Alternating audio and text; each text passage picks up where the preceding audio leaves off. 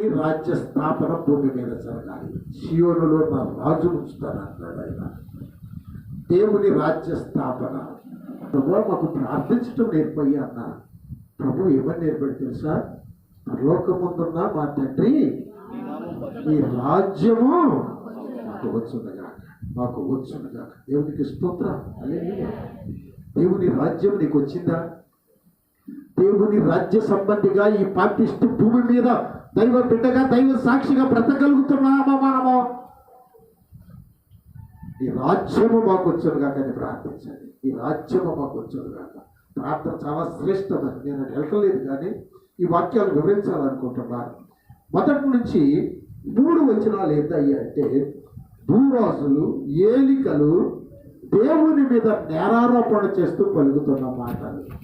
దేవుడు బంధిస్తాడు, దేవుడు కట్టేస్తాడు అనేటువంటి భూరాజులు, ఏలికలు, రాజ్యాలను పరిపాలించేటువంటి ప్రజలు ఎన్నుకున్నటువంటి నాయకులు పలుకుతున్నమాట. మీరు మార్చేస్తున్నారు, మీరు బంధిస్తున్నారు అని ఈ సువార్తను ఎక్కడికక్కడ కట్టడి చేస్తున్నారు, చర్చలు పడగొడుతున్నారు, సేవకులను జైల్లో వేస్తున్నారు. పిల్లలు చెబుతున్నారు భూరాజులు. ఈ 3 వచనాలు చూడండి ఒకసారి. అన్యజనులు ఎలా అల్లరి రేపుచున్నారు అంటాడు. వ్యర్థమైన దానిని తలంచుచున్నవి. ఇక్కడ ఎవరంటున్నారు? భూరాజులు అంటున్నారు. క్రైస్తవులను చూసి మనం అల్లరి రేపుతున్నామంట, వ్యర్థమైన దాన్ని తలస్తున్నామంట. రాజులు, ఏలికలు అంటూ ఉన్నారు.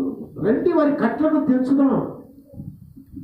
మన దేవుడు కట్లు కడుతున్నాడు అన్నటువంటి మాట వారు మాట్లాడుతున్నారండి. ఈ 3 వచనాలు కూడా రాజులు, ఏలికలు, ప్రభుత్వాలు, అన్ని లోకస్తులు మాట్లాడేటువంటి మాట. దేవుడిని నమ్మని వారు మాట్లాడేటువంటి మాట. దీని తర్వాత నేను వివరిస్తాను. తర్వాత 4 నుంచి 6 దాకా తండ్రి అయిన దేవుడు మాట్లాడుతున్న మాట. ఓ హల్లెలూయా. ఆ తండ్రి అయిన దేవుడు మాట్లాడుతున్న మాటలు. ఆకాశమందు ఆశీనుడగు వాడు నవ్వుచున్నాడు. ప్రభువు వారిని చూచి అపహాసించుచున్నాడు. ఆయన ఉగ్రుడై వారితో పలుకును, ప్రచండ కోపము చేత వారిని తలడింప చేయును. దేవునికి స్తోత్రం. 6వ చదవమ్మా. నేను నా పరిశుద్ధ పర్వతమైన సియోను మీద నా రాజును ఆశీనుడిగా చేసి ఉన్నాను. మొదటి 3 మాటలు ఎవరు పలుకుతున్నారు చెప్పండి? ఎవరు పలుకుతున్నారు? రాజులు, అధికారులు, ఏలికలు పలుకుతూ ఉంటారండి. క్రైస్తవులు పాడు చేస్తున్నారు, క్రైస్తవులు నాశనం చేస్తున్నారు దేశాన్ని. ఏమండి? క్రైస్తవులు పాడు చేస్తున్నారా? క్రైస్తవులు నాశనం చేస్తున్నారా? ఎవరిని పాడు చేశారండి క్రైస్తవులు? ఎవరిని నాశనం చేశారండి? ఒక తాగుబోతూ దేవుడిని వాక్యము నమ్మి తాగుడు మానేది. ఒక తిరుగుబోతూ, ఒక సమరయ స్త్రీ దేవుడిని నమ్ముకొని దేవుడిని బిడ్డకు పరిశుద్ధంగా బ్రతుకుతుందని. ఈ దేవుని వాక్యం దగ్గరికి వచ్చిన ప్రతి బిడ్డ నిజమైనటువంటి జీవితాన్ని జీవిస్తున్నారండి. ఎవరిని పాడు చేశారండి క్రైస్తవులు? ఎవరిని పాడు చేశారండి యేసుక్రీస్తు వారు? లోకము గుడ్డితనంలో ఉన్నది, లోకము మాయల మగ్గుతూ ఉన్నది. క్రైస్తవులు పాడు చేసేవారు కాదు, క్రైస్తవులు బంధించేవారు కాదండి. ఓకే, ఈ ప్రభువు ఈ మాటల్ని, ఈ మనుషులను చూసి ఏం చేస్తున్నాడంట? తండ్రి నవ్వుతూ ఉన్నాడంటండి. ఆకాశమందు ఆశీనుడగు వాడు నవ్వుతూ ఉన్నాడు. మరి పిచ్చోళ్ళారా, మిమ్మల్ని బంధించేది, మిమ్మల్ని నాశనం చేసేవాడు అక్కడ ఉన్నాడు నాయనా. వాడిని గమనించావట్రా క్రైస్తవులు. యేసుక్రీస్తు వారు రక్తం పెట్టిన తండ్రి, ప్రాణం పెట్టిన తండ్రి, నీతిగా బ్రతికే జనాంగము. ఎవరు కట్లు కడతారు, ఎవరు నాశనం చేస్తారు, ఎవరు గందరగోళం చేస్తారు? మీరు నాశనం చేస్తున్నారు. పిచ్చోళ్ళారా, ఏమిటి మీ భక్తి? ఏమిటి మీ నీతి? ఏమిటి మీ తిరణాలు? ఏమిటి మీ కొలుపులు? ఏంట తాగుడు? ఏంట ఎకసికలు? ఏంటి అల్లరి అని ఆయన నవ్వుతూ ఉన్నాడు. ఆయన నవ్వుతూ ఉన్నాడు. లోకమా, లోకమా, దేవుని కోపం, దేవుని ఉగ్రత లోకం మీదకి దిగటానికి రెడీగా ఉన్నదని దైవ సేవకుడుగా చెప్తున్నాను నేను. క్రైస్తవులు బంధించేవారు కాదు. ఆ రెండవది ఏంటంటే, ఈ ఎన్నో వచ్చిన దగ్గర నుంచి 4 దగ్గర నుంచి 6 దాకా తండ్రి అయిన దేవుని మాట. ఇక్కడ తండ్రి, కుమార, పరిశుద్ధాత్మ 3 దేవుళ్ళు మనకు కనబడతారు. 3 తండ్రి, కుమార, పరిశుద్ధాత్మ. తండ్రి ఈ మొట్టమొదటేమో ఈ భూరాజులు అధిపతులు నేరారోపణ చేస్తున్నారు. ఎవరి మీద? యెహోవా మీద, ఆయన అభిషిక్తుడి మీద. వినాలి మీరు. ఎవరి మీద చెప్పండి?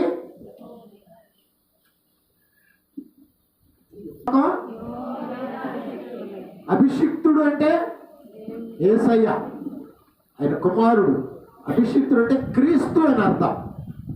లోకం, భూరాజులు, ఏలికలు వీళ్ళందరూ కూడాను తండ్రి అయిన దేవుని మీద, ఆయన కుమారుడైన యేసుక్రీస్తు మీద, సృష్టికర్త మీద, రక్షణకర్త మీద నేరారోపణ చేస్తున్నారు. మీరు కట్లు కడుతున్నారు, మీరు బంధిస్తున్నారు, మీరు గలిబిలి చేస్తున్నారు. మీరు కట్టిన కట్లు మేము తెంపుతామంటున్నాం. ఓ హల్లెలూయా. మూడవది ఏంటంటే చూడండి, 7వ వచనం దగ్గర నుంచి 9వ వచనం వరకు అండి. కట్టడను నేను వివరించేదను. నేను తర్వాత చెప్తాను. క్రీస్తు ఈ వ్యతిరేకులకు చేసే పనిని అక్కడ వివరిస్తున్నాడండి. ప్రభు అయినటువంటి అభిషిక్తుడు, ఆయన కుమారుడు, యూదా గోత్రపు కొదమ సింహం. ఈ లోకానికి ఎలా అనిపిస్తుంది అంటే, ప్రభు ఆయన 3 మేకులు చచ్చిపోయాడు, 3 మేకులు పిక్కోలేకపోయాడు, ఉమ్మి వేయించుకున్నాడు, ఆయనే దేవుడు అండి అంటున్నాడు. ఇదిగో రాబోతా ఉన్నాడు యూదా గోత్రపు కొదమ సింహం. ఇప్పుడు చూస్తారు, ఇక యేసుక్రీస్తు అంటే ఏంటో ఇప్పుడు చూస్తారు. అది అక్కడ వివరిస్తున్నాడు ఆయన, అది అక్కడ వివరిస్తున్నాడు. 4వది పరిశుద్ధాత్మ. చూడండి 2వ అధ్యాయం 10 నుంచి 12 దాకా పరిశుద్ధాత్మ. ఇది గుర్తుపెట్టుకోండి, నేను ముందుకు వెళ్తాను. మీరు చదవండి, ఈ విధానంలో మీరు చదవండి. అంశము దేవుని రాజ్య స్థాపన. 1 నుంచి 3 వరకు దేవునికి, ఆయన కుమారుడైన క్రీస్తు అభిషిక్తునికి విరోధముగా మాట్లాడేటువంటి రాజులు, ఏలికలు, రాజ్యాధిపతులు. చచ్చిపోతే క్రైస్తవులు చచ్చిపోయారండి. ఎన్నో రాష్ట్రాలు పతనమైపోయాయి. ఎంతోమంది క్రైస్తవులు ఈ శపితమైన ఈ భారత భూమి మీద రక్తం కాలి బలబల మసైపోయారండి. పిల్లల తలతో కూడా బాబా గారు థామస్ మౌంట్ మీద ఆయన బలైపోయి రక్తం అంతా కాల్చేసేసి ఎందరు క్రైస్తవ మరి ఇతర దేశాల నుంచి వచ్చినటువంటి వారు ఎందరో ఇప్పటికీ జైలులో మగ్గుతున్నారండి దేవుని సేవకులు. తల్లి బిడ్డలు ఆకలికి అలవాటేస్తున్నారు. మీకు తెలియకపోవచ్చేమో. దేవుడిని నమ్ముకున్న సేవకులు అవమానాలతో, నిందలతో కుంగి అలమటిస్తున్నారండి. మీకు తెలియకపోవచ్చు. ఎన్నో నిందలు అనుభవిస్తూ, ఎన్నో బాధలు అనుభవిస్తూ బ్రతుకుతూ ఉన్నారు క్రైస్తవులు. ఎందుకో తెలుసా? ఈ ఉగ్రత తప్పించుకోవడానికి, ఆ తండ్రికి ఫేవర్గా రక్షణ పొంది ఆ తండ్రి జట్టులో చేరడానికి, ఆ తండ్రి పక్షంగా చేరడానికి, నేను నీ బిడ్డనయ్యా, నీ కోపాన్ని ఆపు అని మన పాప శాపాలను తప్పించుకోవడానికి ఆయన దగ్గరికి ఈ క్రైస్తవులు చేరుతా ఉన్నారు. ఓకే, నేను ఈ మొదటి 3 వచనాలను నేను మీకు వివరిస్తున్నాను. కొంచెం మనసు పెట్టి జాగ్రత్తగా వినండి. అన్యజనులు ఎలా అల్లరి రేపుతున్నారు. ఎవరు అన్యజనులు? లోకం దృష్టిలో క్రైస్తవులు అన్యజనులు, ముస్లింలు అన్యజనులు. మనము వాళ్ళ దృష్టికి మనము అన్యజనులము, మనము అన్యులము, మనము మైనారిటీ, మనము దిక్కులేని వాళ్ళము. అసలు ఈ దేశమే మీది కాదు, ఈ దేశాలు ఏంటంటే అక్కడికి వెళ్ళిపోండి అనే మాటలు అధికారుల నోట మనం వింటూ ఉన్నాము. మీరు ప్రార్థన చేయకూడదు. మీ ఇంట్లో యేసయ్య నిలబడితే ఈడ్చికి వెళ్ళేటువంటి రాష్ట్రాలు ఉన్నాయి. మీరు బైబిల్ పట్టుకొని ప్రార్థన చేస్తే 15 సంవత్సరాలు జైల్లో వేసేటువంటి శాసనాలు ఉన్నాయి మన దేశంలో. మీకు తెలుసా నా ప్రియమైన బిడ్డ, ఎంత స్వేచ్ఛగా ఈ కృపగలిగిన దేవుని ఆరాధించుకోగలుగుతున్నాం మనం. ఎంత స్వేచ్ఛగా ఆరాధించుకోగలుగుతున్నాం. ఎంత కృపించాడు దేవుడు మీకు నాకు. ఇక్కడ అన్యజనులు అంటే మనమేనమాట. అన్యజనులము మనం ఏం చేస్తున్నాము? అల్లరి చేస్తున్నాము. దేవుని వాక్యము లోకానికి అల్లరిగా ఉంటుంది. శక్తి కలిగిన వాక్యం అల్లరిగా ఉంటుంది. ఓ హల్లెలూయా, హల్లెలూయా. ఈ క్రైస్తవులు ఇది అల్లరి. వీళ్ళు ఏం చేస్తున్నారంటే కట్లు కడుతున్నారంట. చూడ మాట చదవమ్మ. అక్కడ జనములు ఏదో వ్యర్థమైన దాన్ని తలంచుచున్నవి. క్రైస్తవులు ఏం చేస్తున్నారంట? వ్యర్థమైన దాన్ని తలంచుతున్నారంట. ఏది వ్యర్థమో, ఏది వ్యర్థము కాదో లోకానికి తెలియదు, అధికారులు తెలియదు. తెలిసే రోజు ఒక రోజు ఉంటుంది, ఒక రోజు ఉంటుంది తెలిసే రోజు. ఆ రోజు తెలియజేస్తాడు దేవుడు. ప్రారంభించాడు, అర్థమవుతుంది లోకానికి.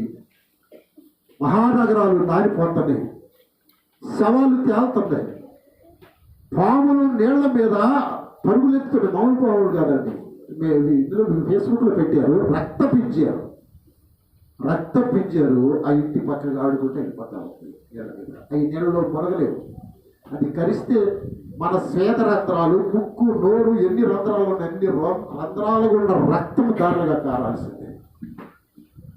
లోకం ఎట్లా ఉన్నది, లోకం ఏం ఆలోచిస్తా ఉంది. ఓ క్రైస్తవుడా, నీ గురి క్రీస్తు మీద, నీ గురి వాక్యం మీద, నీ గురి పరలోకం మీద దృష్టి ఉంచు. లోకం నిన్ను బ్రతకనీయదు, నిన్ను హింసిస్తుంది, నిన్ను నిందిస్తుంది, నీవు గోల్ చేస్తున్నావు అంటారు. చాలాసార్లు నేను విన్నాను. ఇప్పుడు అర్థం చేస్తా ఉంటే, ఏమిటయ్యా ఈ గోళ, ఏమిటి అల్లరి? ఓ హల్లెలూయా. ఒకసారి ఒక గొప్ప అనంతపురం దానియేలు గారని, నేను రక్షించబడిన కొత్తలో ఎక్కడండి ఆ ఊరి పేరు కూడా మా పొద్దున మీ గోళ ఆపడానికి ఈ గోళ చేస్తున్నారని చెప్పి నేను వచ్చేసాను. ఆయన్ని ఖర్చులో ఇది జరిగిందండి. ఓకే, లోకానికి గోళగానే ఉంటుందండి ఇది.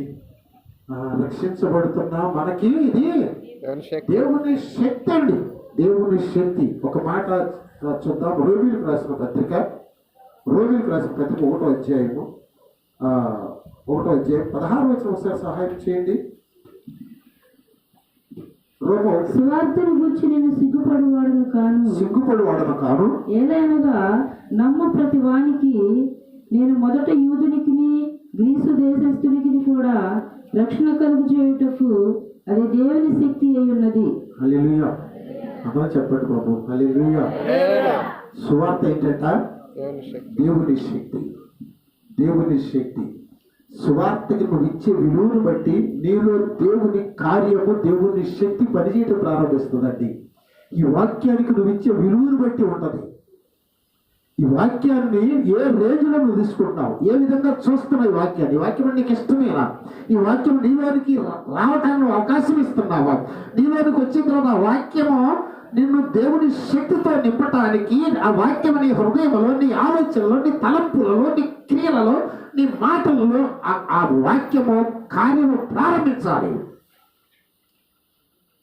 దేవుని శక్తి సువార్త, దేవుని శక్తి సువార్త. అపోస్తుల కార్యగ్రంథం 4వ అధ్యాయం 1 నుండి 4 వచనాలు ఒకసారి సహాయం చేయండి. చదవమ్మా. వారు ప్రజలతో మాట్లాడుచుండగా యాజకులను, దేవాలయపు అధిపతియు సద్దూకయులను వారు ప్రజలకు బోధించుటయు, యేసును బట్టి మృతులలో నుండి పునరుద్ధానము కలుగునని ప్రకటించుటయు చూచి కలవరపడి వారి మీదికి వచ్చి వారిని బలాత్కారంగా పట్టుకొని సాయంకాలమైనందున మరునాటి వరకు వారిని కావలిలో ఉంచిరి. చాలు. ఇక్కడ ఎవరండి వీరిద్దరు అంటేను? పేతురు, యోహాను అండి.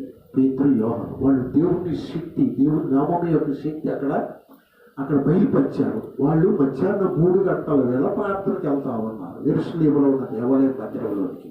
అక్కడ పుట్టుకుంటివాడు ఎవరండి?